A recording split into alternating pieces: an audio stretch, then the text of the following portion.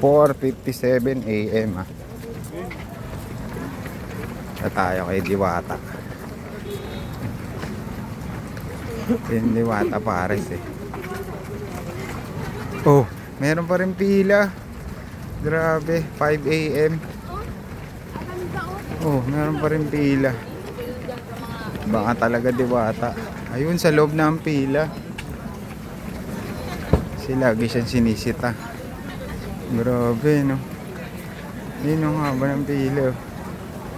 Oh, Diwata pares. Grabe ka. Alas 5 na ng umaga. Punong-puno pa rin. Dami nakain pa rin oh. Ayun oh. Wala si Diwata tulog. Ayan oh. Ayan si Diwata oh. Diwata, grabe ka Diwata. Ibang klase eh si ate oh.